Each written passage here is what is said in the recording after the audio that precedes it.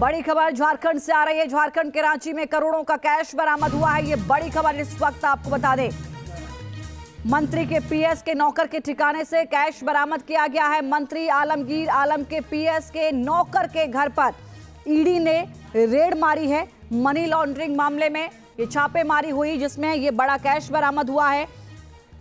ED ने झारखंड के रांची में कई ठिकानों पर छापेमारी की है। बड़े पैमाने पर कैश बरामद की खबर सामने आ रही है। सबसे पहले तस्वीरें इस वक्त आप न्यूज नेशन पर देख रहे हैं। देश में चुनाव चल रहा है, इस बीच इस तरीके के कैश बरामद की घटनाएं अपने आप में कई बड़े सवाल खड़े करती हैं।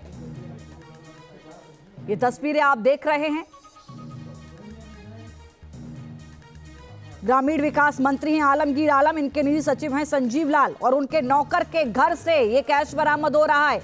नौकर के घर से आप अंदाजा लगाइए। बताया जा रहा है कि करोड़ों का कैश अब तक बरामद हो चुका है।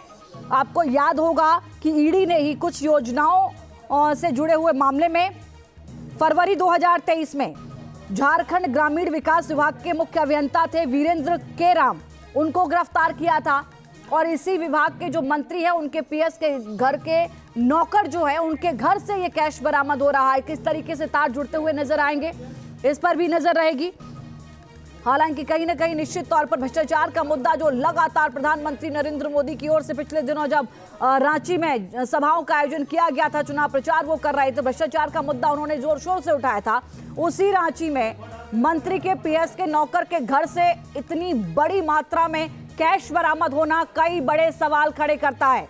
मनी लॉन्ड्रिंग का मामला, जिसमें ईडी की ओर से छापेमारी की जा रही थी। हालांकि अभी छापेमारी चल रही है कई ठिकानों पर।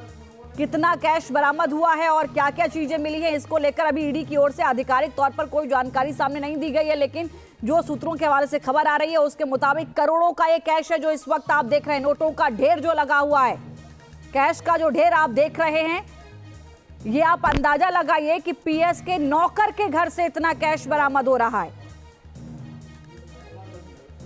4 तस्वीरों के जरिए इस पूरे घटनाक्रम को आज समझिए।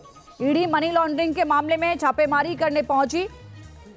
वीरेंद्र राम मामले में झारखंड के ग्रामीण विकास मंत्री आलमगीर आलम के पीएस हैं संजीव लाल और उनके घरेलू जो नौकर सहायक, उनके घर के अंदर से ये भारी मात्रा में कैश बरामद हो रहा है।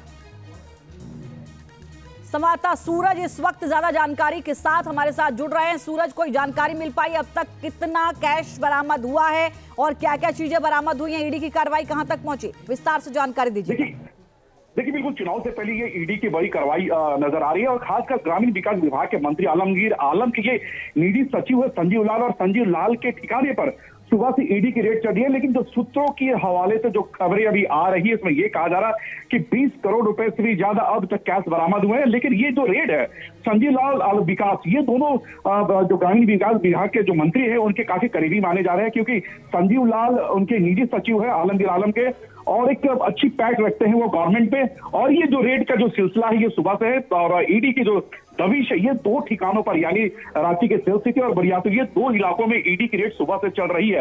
हालांकि देखिए, जैसा मैंने आपको बताया कि अब तक 20 करोड़ रुपए से भी ज्यादा की कैश बरामदगी की बातें आ रही है। फिलहाल ईडी कुछ कैसे कागजात बरामद किए, उस कागजातों को भी खंगालने की कोशिश कर रही है। इसके अलावा मौजूद जो वहां पर जो लोग हैं, जो जिस घर में जो रेड हुई है उसके परिवार के कुछ सदस्य थे, आलमगीर के ठिकाने पर भी छापेमारी कर सकती है ईडी, क्योंकि जाहिर है उनके पीएस के नौकर के घर से ये कैश बरामद हो रहा है।